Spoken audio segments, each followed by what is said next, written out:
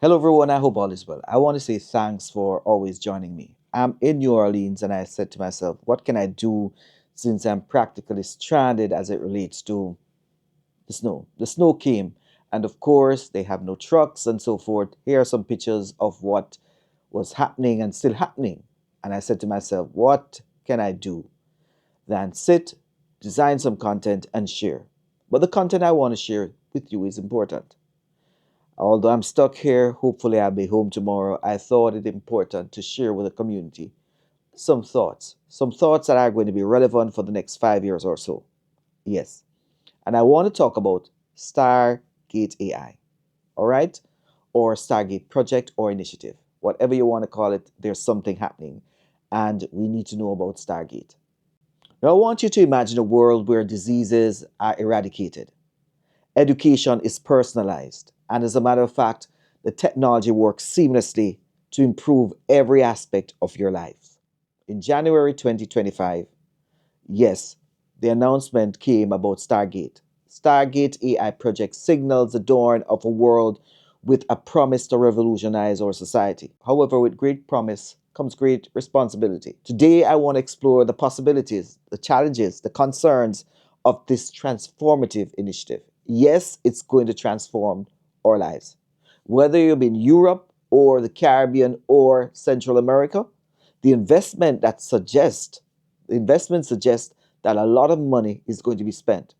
You see, at this point in time, the United States wants to ensure that they are in the forefront. And this investment is going to be a lot. But let's start with the possibilities. Imagine Stargate working, and the investment is no ordinary investment. It's $500 billion. It's a vision of supercharging AI industries like healthcare, agriculture, education.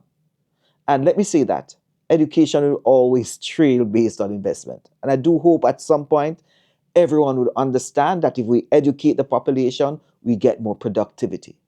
AI is not only the movement towards productivity. Educate people who are going to use AI and we'll have more. Just imagine healthcare. Imagine a system that is capable of diagnosing rare diseases with pinpoint accuracy. Algorithms will predict and even prevent diseases. And let me tell you, that is possible. Before the symptoms starts or arise, Stargate could bridge the curing of cancer. That's a wonderful possibility. However, they'll have to have data and so forth. The investment is worth it if everyone has access. And imagine education.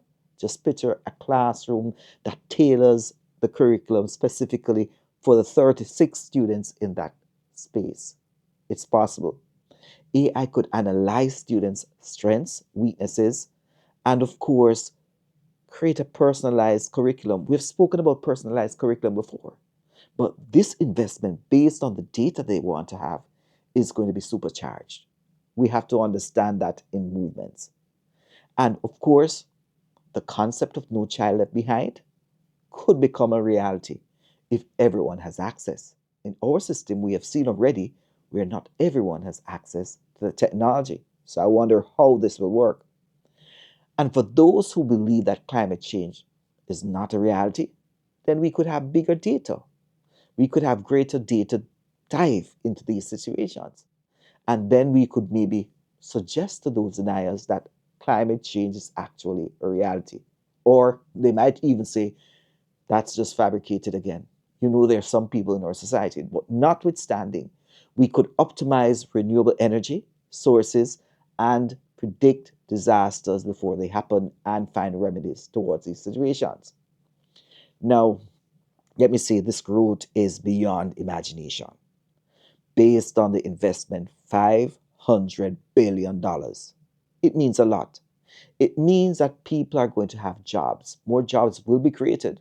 And the question you might ask is, if more jobs are being created, you said, Rohan, there might be other jobs lost. And to be honest, I'm not going to run away from that question. That's the elephant in the room. And I'll say, yes, there is a possibility of jobs being redesigned in the event of some being lost. But there are challenges.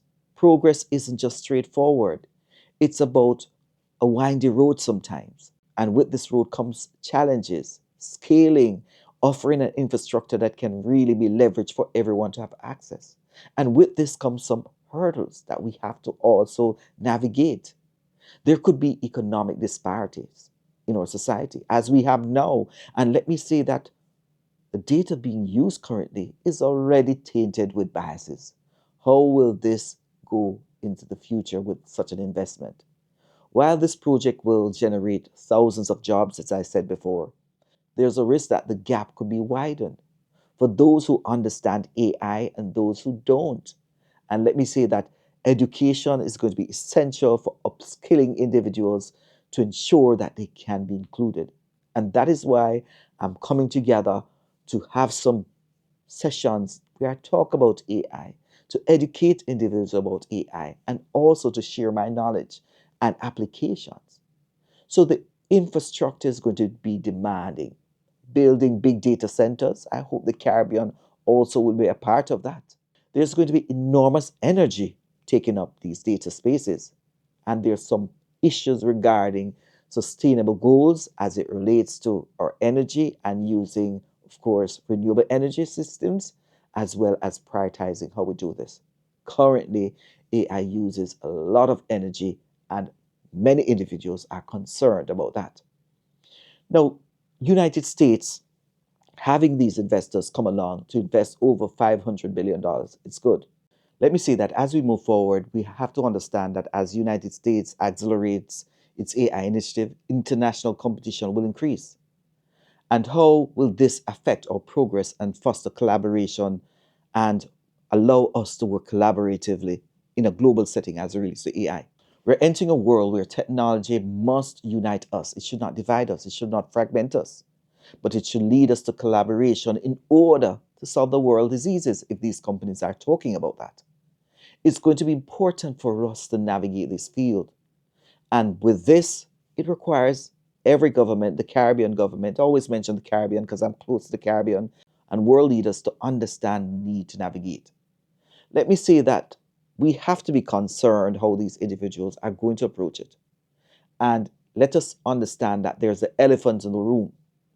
The elephant in the room is, will AI transform our world or society, or will it lead to some limitations? And we must understand that. Can AI really transform our healthcare system or create a divide within the system?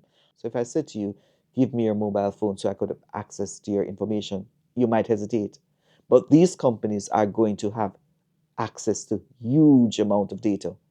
Will they protect your data from misuse or breaches? There must be a balance between innovation and privacy, and I think that's necessary. It's a delicate situation to navigate. As I pointed out earlier, there's going to be bias in AI systems. And as powerful AI systems are designed, it learns from us, it learns from every user. If these biases are unchecked, what will happen? We have to ask these questions. AI can amplify these biases and reinforce stereotypes, and of course, create inequality, systematic inequality in our society. And that is why we need ethical oversight. Who will decide what AI can do and who will decide what AI cannot do? Without a clear ethical guidance, we're in a problem and it must be addressed. Everywhere I go, people ask me, where do I start as it relates to AI? I say start with, of course, some form of framework. It's necessary. And of course, we need that framework to ensure that technology is about saving our lives, enhancing our lives, making our lives better, solving diseases that we have in our country and areas, and it should not be weaponized. Weaponized, as in the case of the guy who invented a weapon, a century weapon, with OpenAI's, of course, software, ChatGPT.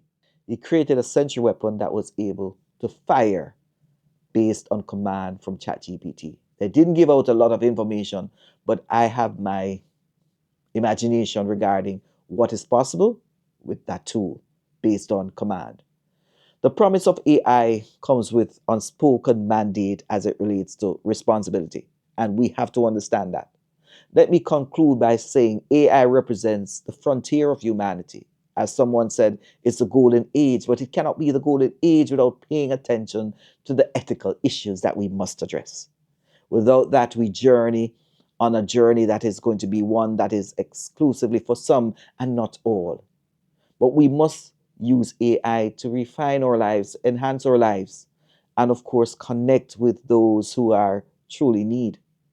But with every step forward, we must remember there are hard decisions that we must make and some questions that are difficult to answer that we have to ponder and reflect on. And we have to consider who will benefit, who will be left behind. These are questions that we have to ask. But most importantly, we have to ensure that AI remains a tool for the collective humanity and the collective good of all of us. And that's why I'm saying at this point in time, Stargate is a wonderful idea. But how tech companies have treated individuals, sometimes it's questionable. So let us approach the future not with fear, but with caution. Let's be inspired by, of course, these ideas of solving the world's greatest problems. Stargate is just the opening of what is to come. And the question is, will they allow us to work together with them collaboratively in that space to ensure that our lives are enhanced?